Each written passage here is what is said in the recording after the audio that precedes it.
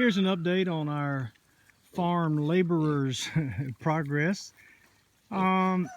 Technically, I guess it depends on how you look at it. It's the third calendar day that they've been in here, but because we got them in here late in the evening on the first day, it's really only about 2 days worth of work.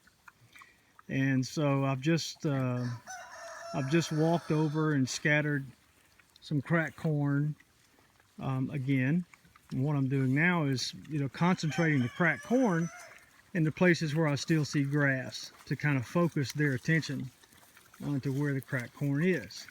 So that's what I get. I don't know if I can't see on my iPhone if you can, I can't tell looking at the screen if you can see the corn on the ground.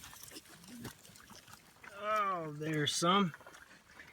And it's all over the pigs' backs. That's not dandruff.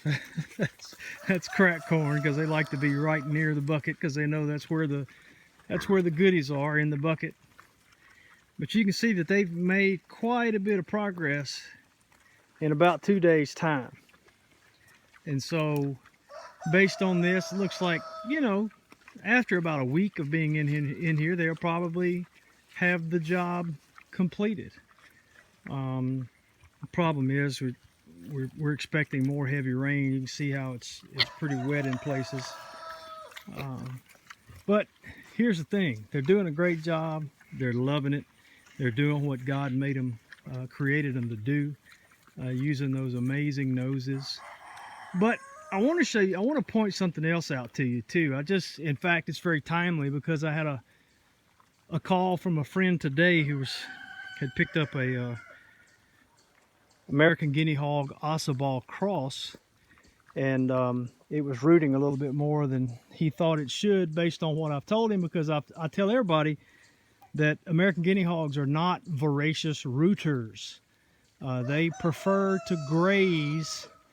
They don't, they don't tear up our pastures.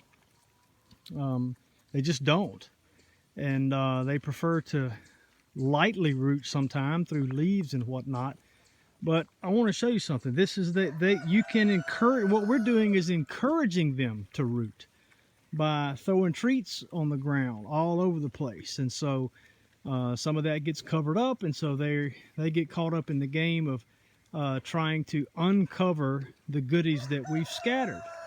And they do that where we scatter them. Now let me show you something. You notice just inside the fence, just beyond this dirt line there where you can see grass. Well, this is an area where we actually planned to do this last season and didn't get it done. But the reason why we have this long strip of grass, let me get turned around here, is because this is kind of I don't know how well you can tell it from the video, but the land slopes this way. And so we plan on putting, can't think of what you call them now, muscadine. Planting muscadine vines with trellises and whatnot. And it's best to plant them, as we understand it, on a slight slope so that the water doesn't congregate and drown them out. But now you can see along this line that there might be some light rooting that has taken place. But look, there's nothing keeping those pigs from over here. There's no barrier. There's no fence here along this line. And yet they have attacked this area with much greater aggressiveness than they have over here. Why is that? It's because that's where I'm throwing the goodies. We haven't, if I'd been throwing the corn over here, they'd be digging it out over here too. So we're targeting their rooting. We are targeting their, or providing them a target against which they can unleash their skills. How about that? So anyway, we're pleased with the progress. I do see some other areas that I need to focus some corn on, and I'll do that tomorrow. Here you can see where they just got pockets of rooting here. But we'll take care of that. Another bucket of corn or two, concentrating in where we need them to be, and they will handle business. So there's a 2-day update. Technically day 3, but I'm calling it day 2 because They haven't been here 36 hours even, I don't think. But anyway, I love my pigs.